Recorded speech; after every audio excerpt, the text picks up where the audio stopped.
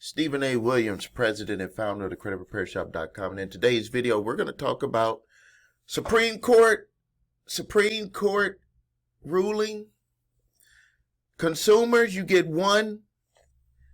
Debt collectors, you get as many years as you would like, up to the statute of limitations, according to the laws in the state that you're trying to collect the debt from the individual. So, Supreme Court came down with this ruling. It says here, statute of limitations. Supreme Court ruled that consumers have 1 year from the alleged violation to file suit under the Fair Debt Collections Practices Act. The 1 year statute of limitations begins when the alleged wrongful act occurs. So if you don't even know it happened, the clock is already ticking. Even if the consumer is unaware of it. However, the court left the door open for the consumer to bring suit after 1 year if the debt collector fraudulently conceals its actions. So now, before I move on, because we're going to talk about the violations that you need to watch out for. I love doing videos like this because sometimes you don't even know that a debt collector is violating your rights. You don't even know. You're just thinking, hey, back and forth. You're emotional. You're thinking about them, trying to take your money, trying to get information from you. And some words are just passing right over you and you don't even know that your rights are being violated. So we're going to talk about it right now. So to be clear, if you have been violated by a debt collector, you have 1 year from when the violation occurs. So that means you have to know about it.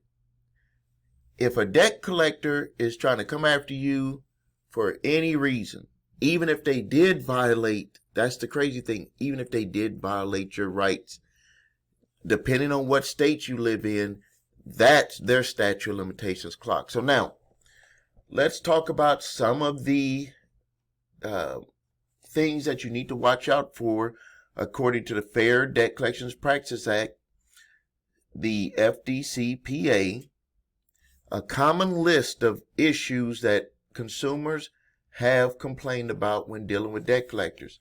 So under the statute, there's a section for harass or abuse. So frequent or repetitive calls, calling excessive to annoy or harass, calling you over and over and over, calling throughout the week. There's a 7 and 7 rule where they can call you 1 time per day for 7 days. If they get in touch with you and talk to you, that's called an engagement. Once they do that, they have to wait another 7 days. Regardless if there's a resolution or not, unless you give them permission to call you back. You will notice that when you talk to debt collectors on the phone, they will ask you a question and they want to get that recorded. They will say, can we call you back about this information at any time?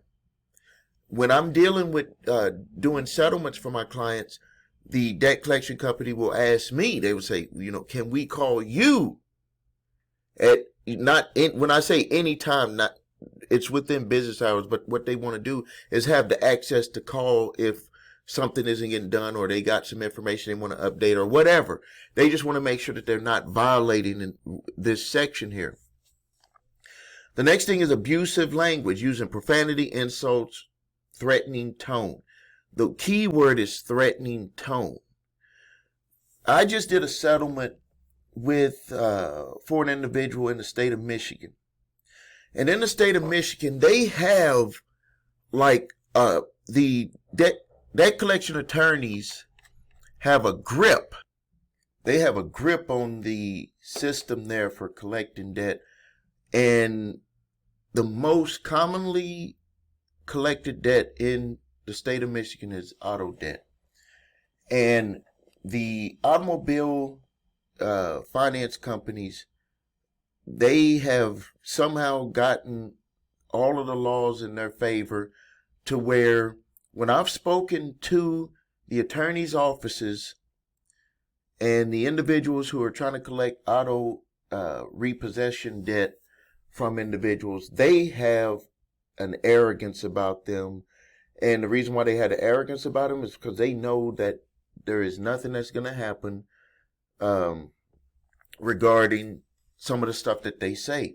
Now, they stay within the bounds, with the wording, but they have an arrogance of, we are not going to try to settle nothing. And it usually the ones in Michigan, we have to go to war with them, and there's a way to do it. And when I say go to war, we're not talking about where you're fighting them and all of that, because that's not going to get something done. I'm talking about, I don't even want to. You got to get friendly to really work out a deal. If you start out the conversation the wrong way, they're going to run it all the way up and get a get a judgment and get 100% of the money. So you got to land that plane very easy. You got to know what to say, what to do, how to say it. But for the client that I just finished out with, we got a 35% settlement, which was very nice. 35% on $17,000.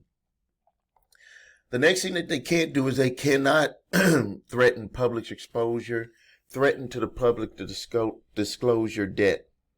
They can't send postcards out saying, hey, debt collector, or this is a debt collector trying to collect this money from you. They can't do stuff like that.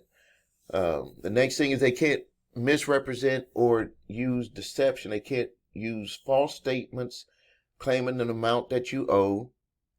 But they can actually do that without you challenging it, but they technically can't make false statements about the amount that you owe. That's why they allow you to do a debt validation. So in a way, they get away with that.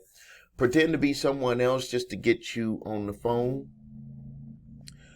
Misleading threats of legal action, wage garnishment without the intent. And that's a gray area one, because if they say, well, we are going to go ahead and sue you, but there are some debt collectors that will make those threats and they don't go through. What I tell my clients, if a debt collector threatens to sue you and they don't send you any information within 30 days, then you can send them a letter, a demand letter, demanding that they stop all collection activities based on the misrepresentation that they were going to sue you. You might be saying, well, then they might go ahead and sue. Well, you could use that information if they decide to go and sue you. Sending fake documents, misrepresentation of official notices or documents. I've seen this a lot with the affidavits. They will try to make it look like an affidavit from their office was an affidavit from the original creditor's office. I see this a lot in debt collection lawsuits. Under unfair practices, unauthorized fees, adding interest, fees, charges not permitted by the contract or by the laws in your state, unauthorized withdrawal, taking money from your bank account without your consent or a court order. Illegal debt collection methods, attempting to collect on a debt where it was discharged in bankruptcy or time barred but beyond the statute of limitations according to the laws in your state. Using a postcard, sending communications about a debt on a postcard is a violation of your privacy. Privacy violations under the section for privacy violations, contacting third parties, discussing your debt with friends, family, or employees, except if you have put them down as a reference on your application. Calling at prohibited times, 8 a.m. to 9 p.m. unless you agree to it. In some states, it's around 7 or 8 p.m. Contacting you by phone after you've told them to cease all communications and to only communicate with you in writing. Legal violations, failure to validate the debt when you requested that the debt be validated, and they have 5 days to do that once you make that demand. I always say do that with a certified letter. Next one is suing you in the wrong venue. We see this happen from time to time where they are suing you either in a county that you don't live in or a state that you don't live in. Another thing, though, that you need to be aware of, though, is if you got the loan under a business, then they can sue you in any state that they want. And what they'll normally do is do it in a state where they already have attorneys on retainer.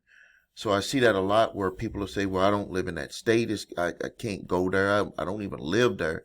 And I see that a lot. And what they're attempting to do is to get the judgment either by default, or even if you, hire someone to represent you. Well, you have to hire someone to represent you if it's a business lawsuit. You can't represent yourself. Now, there are ways to kind of get around that. But above the surface, if you have a business, and regardless if you're not making money with it, as long as that business is open and nothing has been, dismantled legally, they can sue you in any state. And then what they want to do is get that judgment, and then they do what's called a foreign judgment to the state that you live in. And there is absolutely nothing that you could do when they do that foreign judgment. Absolutely nothing. No attorney, no nothing. You can't even get it overturned. You'll have to go back to that state if you don't allow that time frame to be able to appeal that judgment and also you got to have some reasons to be able to get it reopened. They're not just going to reopen that judgment just for anything. Another violation also is legal violation is ignoring disputes without verifying the debt after you dispute it in writing. This is something that is very prevalent in the credit repair industry, is that they don't always, and it's because there's a lot of people either disputing, there's a lot of paperwork shuffled, or, you don't know what's going on internally. That's why it takes a lot of work to do credit repair, because it's a lot of back and forth about, getting your disputes into the right hands to have it looked at and say, this is not accurate. You need to remove it. Like, it's based on that. The Fair Credit Reporting Act states that you have a right to have anything negative or positive that is reported on your credit reports be 100% accurate. It doesn't say 99% accurate. It doesn't say 95% accurate. It doesn't say, 99.9% accurate. It says 100%. That the information has to be 100% accurate. Problem is that you got to get it into the right hands and you have the person review it, or whatever way they're reviewing it now, AI, whatever they're doing, to actually do a comparison and look at that information. Next thing is under coercion or pressure, pressuring payments without review, demanding immediate payments without giving you the opportunity to verify or dispute the debt. Threats to credit reporting, misleading statements about how non-payments will affect your credit score, forcing payment options, insisting on payment methods that are difficult to track, wire, prepaid cards. I mean, if you're dealing with someone that's trying to do that to you, you already know that there's some issues. Violations of the state laws. In most states, debt collectors have to have a license to be able to come into your state to try to collect debt. Some states don't. So look at your state laws. There's also additional protections state by state. Like in my state, debt collectors, they've always had to send a letter. They've always had to give you the right to dispute, but they also have to respond to that, and they also have to go by guidelines of the Fair Debt Collection Practices Act, and also the guidelines of the Department of Financial Institution, which is a department that regulates debt collectors in my state. So, if you find that you have been violated by a debt collector, you have 1 year from the time of the violation. So what you can do is, there's two ways you can do it. You can submit a demand letter to the debt collector stating, hey, we don't need to go to court on this, but I would like for you to cease all collections on this debt. I know that you are violating my rights. I could, take this to court and potentially win, more than what this debt is that you are trying to come after me for, I can win more than this. Or you could say, I want to get the $1,000 for the violation, because you can get a check for $1,000 and have them cease the collection on that. Or you could just hire an attorney, or you could take them to court yourself. You don't have to have an attorney. You can actually write it up yourself and take them to court based on the violation that you can prove. And usually, if you write it up the right way, they're going to review it, and they're going to see that if you had evidence that they had a violation, it's pretty much plain and simple. If you can show that they did have that violation and you're within the statute, they're going to end up cutting a deal with you. And if you need help with something like that, my office can help you with that also. All right, so if you need help with your credit, please visit us at thecreditrepairshop.com. Watch the video, What Makes Us Different, so you can see my 8-point validation process and my 2-phase settlement process. If you need your credit reports and scores, go to the website the3scores.com to grab your TransUnion, Equifax, Experian credit reports and all 3 scores. The links are below this video. If you have debt collectors coming after you early in the game, grab my 3-pack of letters, statute of limitations, debt validation, cease and desist collection activities letter. Those letters will save you time, money, and frustration. I do ask for a donation on those. It's up to you. But if you utilize those letters for your specific situation, it can save you time, money, and frustration. That's like a lot for people. Thank you for your time. Subscribe to the channel, like this video, and share, comment, do everything that you're supposed to do here on the platform. This is Stephen A. Williams, president and founder of thecreditrepairshop.com.